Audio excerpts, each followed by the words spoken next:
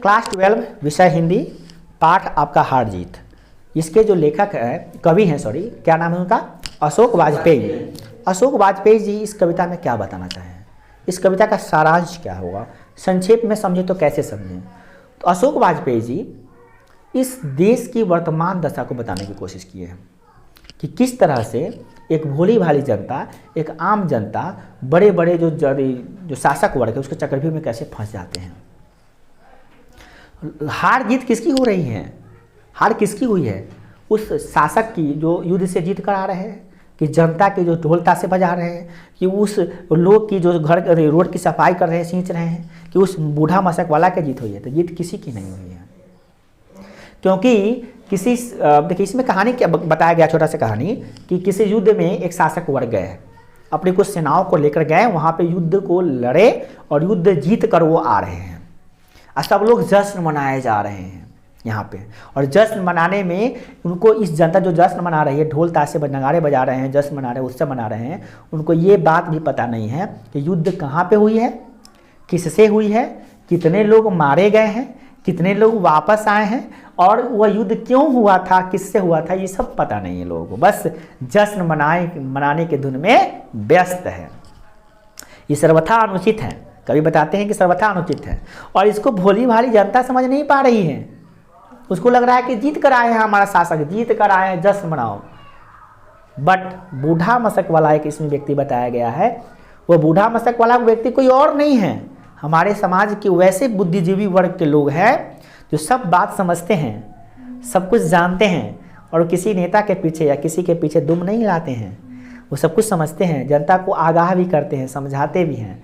जिसको समझ में आया ठीक है, जिसको नहीं समझ में आया उसको भी ठीक है। उसको ज़्यादा कुछ नहीं मतलब है। राजनीति में कभी नहीं पढ़ते हो बूढ़ा मशक वाला, राजनीति में नहीं पढ़ते हैं, मगर जानते हर राजनीति के पोल हर एक चीज़ से वाकिफ़ है। वो अनुभवी व्यक्ति हैं, वो बूढ़ा है।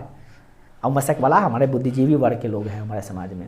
वे लोग वही बता रहे हैं कि समाज में लोग जो है अंधाधुंध सब पे विश्वास कर लेते हैं और उसके चक्रव्यूह में फंस जाते हैं और जय जयकारा लगा रहे हैं जीत की।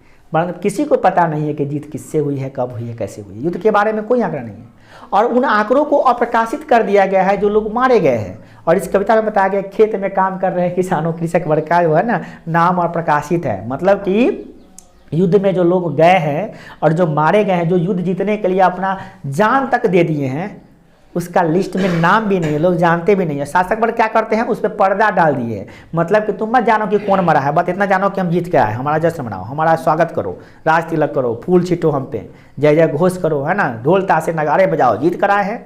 हम ना जीते हैं, कौन जीता है? हम जीते हैं, हम हारते ही नहीं हैं। मगर वो जीता है कि हारा है, वो बूढ़ा मशक वाला व्यक्ति समझ रहा है कि ये जीत कर नहीं आ रहा है, एक बार फिर हार के जश्न मनाए जा रहे हैं, एक बार फिर हार के ढोल ताशे नगाड़े बजाए जा रहे हैं, और मूर्ख जनता उसके पीछे पीछे जय जयकारा लगा रही है। ये सर्वथा अनुचित है, ऐसा बिल्कुल गलत है कि नहीं? क्योंकि जीत जिसे आप कह रहे हैं वो वास्तविकता के तौर पर देखा जाए तो जीत है ही नहीं। हार जीत क्या होता है?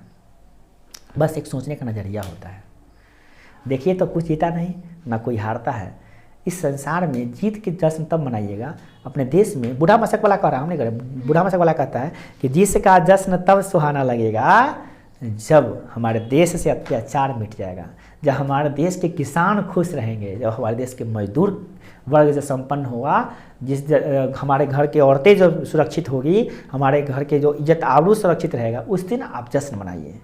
छोटे मोटे शासक के जीत जाने से हम लोग जश्न मना रहे हैं, पता जिसके बारे में हमको पता भी नहीं कि कौन सा युद्ध जीत के आया है। ये सर्वथा अनुचित है। ये कहाँ का उचित बात है?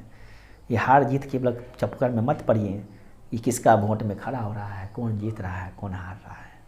ये सब वोट भी हैं यहाँ पे हम एक बता रहे हैं, इससे समझ, क्योंकि अभी चुनाव का समय है तो उसका रिफरेंस हम ले लेते हैं ताकि आप लोगों के दिमाग में जल्दी समझ में आ जाए। समझाने के लिए यहाँ युद्ध के तौर पे हम चुनाव को ले लिए हैं कि इसमें कौन जीतेगा कौन हारेगा, बस उसको मत आप उसके पीछे पड़िए, आपका जो काम है वो करिए और अनुभव जानिए। जीतेगा वो भी वही करेगा जो हारने वाला करेगा।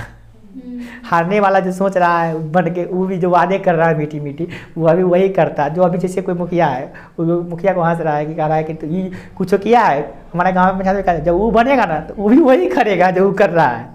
सब वही काम करने के लिए लड़ाई है, समझ गए? उसी के लालच में सब अपना अपना उल्लू सीधा कर रहा है। मगर बोले वाली जनता को क्या है, उसके पीछे पीछे दौड़ते रहिए, जय जयकारा लगाते रहिए, जीत की माला पहनाइए, ठीक है। बट आपकी स्थिति पहले भी वैसे ही थी और जीत गया ना, 5 साल के बाद कहीं आप बड़ी कार्यकर्ता है तो आपका भी स्थिति हो ही जाएगा चंगा पुंगा, माने आप भी पैसा कमाइए लीजिएगा। मगर उसमें जो जीतने का में कितना पीछे योगदान है उन लोगों का कभी कभी अप्रकाशित कर दिया जाता है, यही बताया जा रहा है। इस कविता का सार यही है कि हार जीत किसी की नहीं होती है। हमारे देश में जनताओं को चूसा जा रहा है, उसकी हार हो जाती है हर समय, और शासक बड़े मौज मस्ती में जीते हैं। और जो गरीब जो कृषक है, मजदूर है, उसका जीवन बेहाल होता है। और जो बुद्धिजीवी लोग हैं उसका जीवन संकट में होता है कि कौन हमको मार देगा। क्योंकि समझाने जाइएगा तो आप ही अपना लोग अटैक करेगा, समझ रहे हैं? यही बताया गया कविता में। इसका